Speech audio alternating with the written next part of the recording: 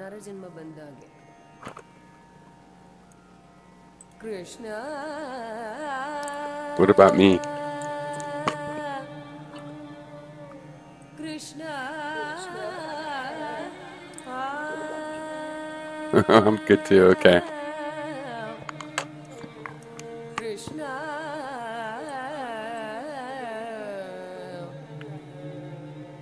Krishna.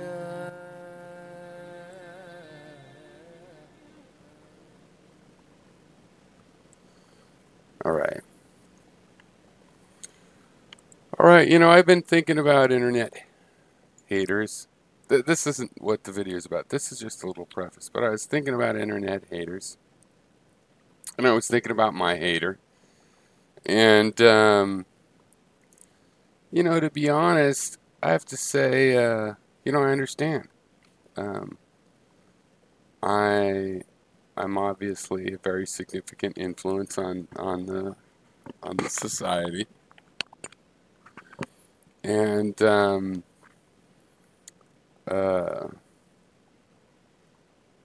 you know, it's subtle. It's subtle, but it's there. It's there. You can see how just my ideas are like chemicals, and my ideas are like a very potent chemical that's going out in the mainstream and having an immediate effect. And anybody can see it. And so I can hardly fault my hater for recognizing just how potent my influence is. You know, I'm sorry.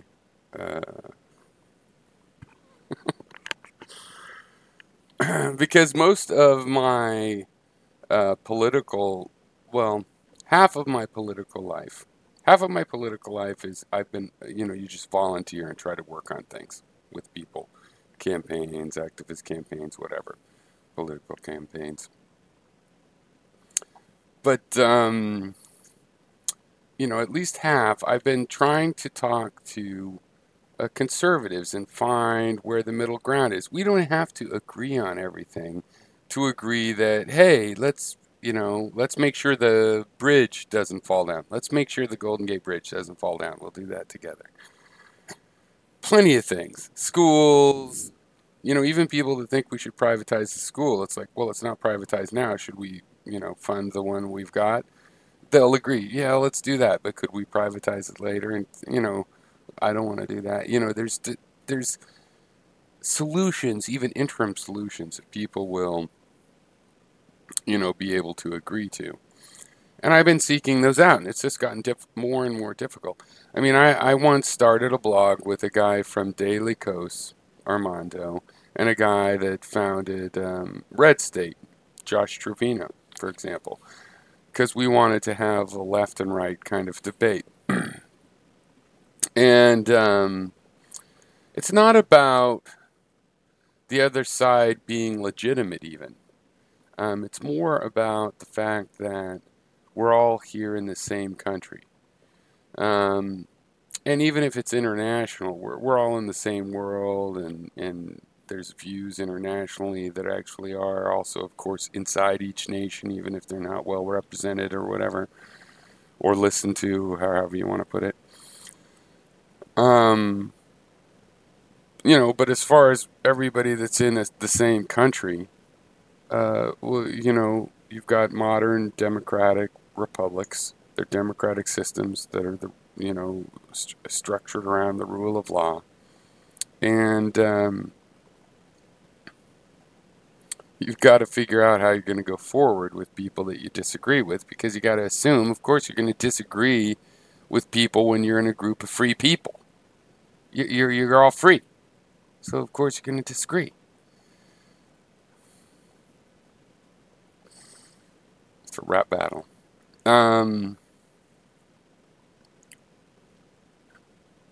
So trying to find those grounds of agreement seems to me to be one of the most, you know, beneficial things. And it's just gotten harder and harder. People, you know, like that blog fell apart because, you know, well, I don't want to, give away anyone's secrets or something, but, it was difficult for people because of their allies in their own side of the debate wanted to ostracize them for working with the other side by having regular debates with them, which is just ridiculous. Um, the debates are good. If they lead to some agreements, that's good. If our bloggers agreed on something, it doesn't mean that all left and right could agree on it, but maybe, they'd be a candidate for that. So, I think the problem mostly is that now there's liberals that are don't want to agree with anything from the conservative side. Certainly there are, but not Democrats. Democrats mostly have. It's like Obama made the right wing's version of social medicine, and he didn't nationalize the banks. He bailed them out, and on and on and on with the Democrats. It's not a phenomena unknown to the left. No, it's a pretty big problem on the left as well. It's just that that's a disempowered left right now. The Democrats, on the other hand, love to make deals with conservatives, and I don't think that's necessarily a bad thing, except for the fact that that liberal wing of the country is kind of being kept out of the negotiation about what ideas we get to consider. What are the candidate ideas? Let's see if I can come up. I made a little note card here of a few ideas just off the top of my head while I was making the note card a few minutes ago. So these aren't even the top candidates of deals I'd like to make. But the first deal I was going to talk about is, the Democrats offered a $25 billion for the wall if you'd let the DACA kids, little kids that grew up in the United States, that speak English and are American in every way, just let them stay. So you're holding them hostage. I don't consider that a great deal, because who considers paying a ransom to a bunch of kidnappers a great deal? Not me. I don't think anybody does. But I would have made that deal. No, you didn't like that deal, Ann Coulter. Now, $25 billion, I think that's about $350 or something per citizen, about $1,000 per taxpayer. $1,000 per taxpayer. If you're a taxpayer, you might be actually paying a little more, or a little, a lot less, or a lot more. Depending if you're around the average, tax-paying amount. Some people, probably, some of us might pay more than that, because we pay more than the average taxpayer's amount of taxes. $1,000. So that's kind of painful. I don't want to spend $1,000 in a single year on, this stupid wall that's going to block coyotes from, I mean the animal, not the human type. Coyotes and rabbits from getting back and forth. Maybe the rabbits will get through the wall slats. You never know. Probably not, but they put them really close together. So that's an example of a deal, right?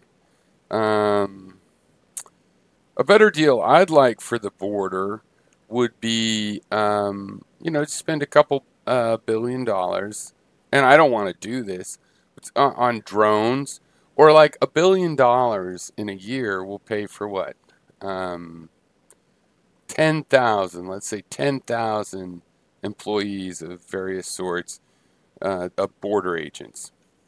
So that's 4 per mile. Another $500 million, and you could buy them a bunch of helicopters and Jeeps and whatnot, Humvees, whatever you want. Money's no object when it comes to this sort of thing, of course. And I don't know, for a few $1 billion, you could. I mean, if you had 4 agents every mile, then you could be driving around in these in vehicles and literally, it's go back and forth like hundreds of times a day or something. I don't even know. Do the math yourself. And a human border where people are getting paid. How about that? Instead of just paying, concrete contractors. I don't really want to do that, but see, there's some benefits. One, no physical wall that stops the wildlife and the, natural lack of a border. And, you'd have drones.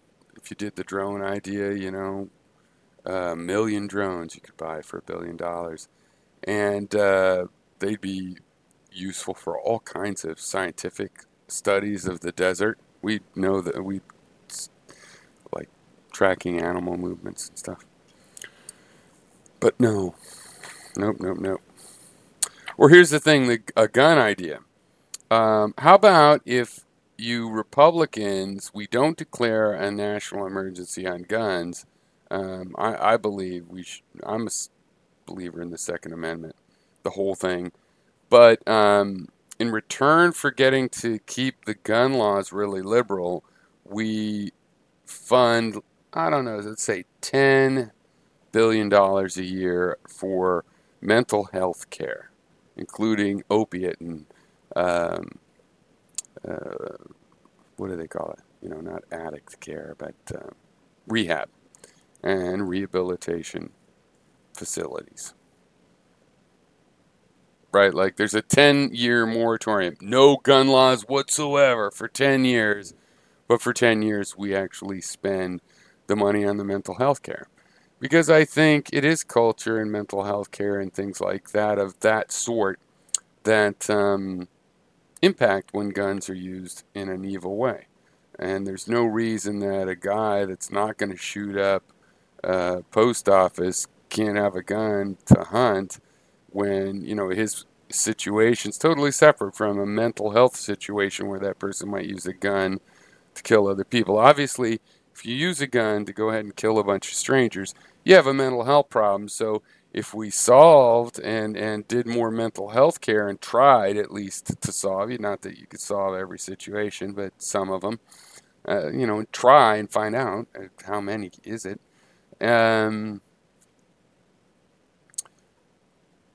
Then you should reduce the pressure on guns being used inappropriately. Probably one of the most severe, where other so-called liberals would probably not go along, is I would consider moving abortion into the states.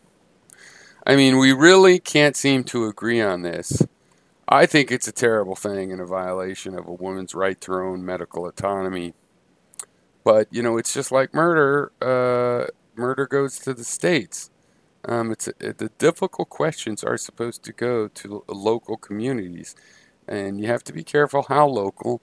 You can't make it local down to some super opinion. I mean, it's hard to know how local you let it go. But possibly we could let abortion be a state matter. Most liberals will, many liberals will think of me as conservative for even suggesting it. I don't like the idea, but I see that some release to it is that people could always go to neighboring or other states to get these procedures, which is a reason that they, the pro anti-abortion people, might not like the idea too. It's like, no, we have to have a national, moratorium on it, or people just go to neighboring states. It's kind of like with guns. It's like one state gets real strict on guns, but their neighbor not strict at all. It's like, well, people just go across the fucking state lines. So I would even consider something that severe. I don't like it, but if it would just release the pressure to a certain degree, we do have a market economy among states in a union, a unique kind of a union like the United States, where states have significantly different laws. people can move. It's too bad if someone has to move. Maybe you grew up or you're 5 generations in that place and you really like the sports team. I mean, you might not want to leave just because some law is offensive to you, but at least you can, right? At least there's not like you don't need a passport to move from Kentucky to California where people are free. The last thing I would like to say is something I really want, and I believe that conservatives want this too, but it's shrouded in some maybe some bigotries or something that's making it hard to make an agreement out of. I believe in election security. I'd like to start just by making sure that we have,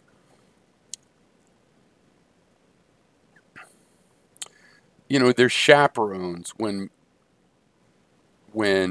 votes are moved around. Like what I would have is the state, obviously, it's good the states manage the elections.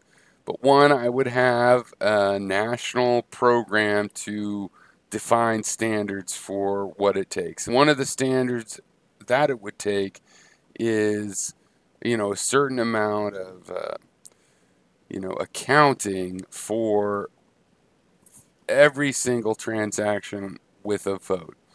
And, you know, there would always be a nonpartisan chaperone. I personally would supply these on a federal basis, so they were from all over the country and randomized, and you just got one of these observers to, accompany everybody that, drove a van to move some votes around and just make sure like it's like the Brinks trucks that we really carefully, not like the Brinks robbery when they got all sloppy, but I mean in the sense of them being careful when they're careful after that. Um, and just follow all of that. And to a certain degree, people talk about IDs. The thing is, yeah, in certain communities and certain age people, you don't necessarily have to have, you could get away with not having an ID, whatever the reason is. Nobody says you have to have an ID to vote because you don't have to have an ID to be a U.S. citizen, and every U.S. citizen votes. So as long as we make it really easy to get an ID, like you can get it at the voting station, um, or you automatically get it in school, or something that makes sure that it doesn't eliminate people that are actually citizens. Because if you are actually a citizen, then you should get to vote. We could discuss things like that. Like if there's an ID machine at the actual voting place and they can provide you with the ID, what's your basic documents that you're supposed to bring, though? Um, we would have to negotiate on things like that. But if we wanted to bring that in, I'd be willing to negotiate some of your crazy, I mean, some of your ideas on voter security. If we could just have machines that have proper paper trails, like I'm not against electronic voting machines, I'm for them, but they should always print a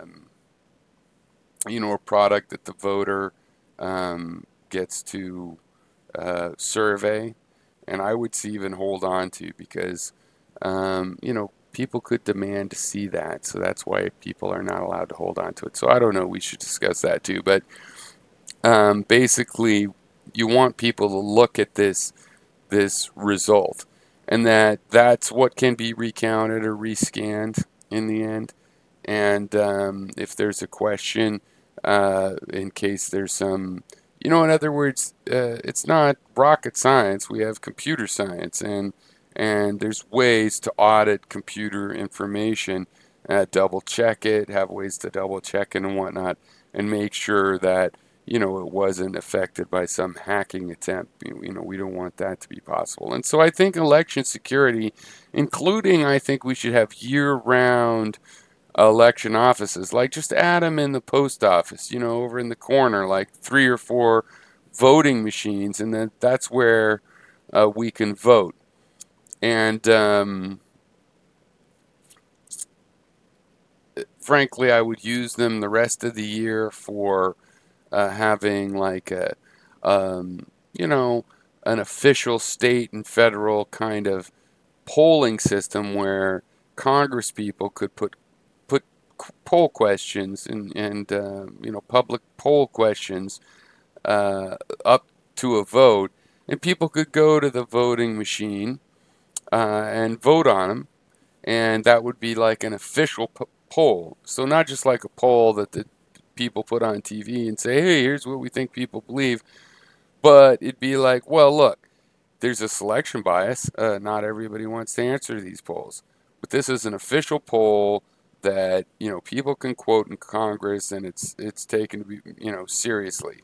So if you care about the subject and you see a poll on it, you should vote. And we people could just vote more continually. I think that would be good.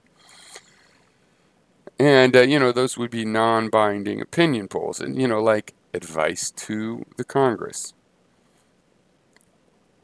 But mostly that would be about, because if you are just taking voting machines and putting them in a local, elementary school gym, that's not very easy to secure the transactional pipeline that involves that, moving those machines around. Much easier if the machines are in a fixed place. So that's that. Obviously, this is all going to seep out into the culture and be immediately processed. It probably won't be acted on for like 10, 15 years, but that's just how it goes. It is inevitable that it is acted on, as we in My Hater know. So, so I've done the job. It doesn't really matter what any feedback on it. It's just a matter of releasing it into the stream, where it inevitably has its positive impact. That's what I'm led to believe.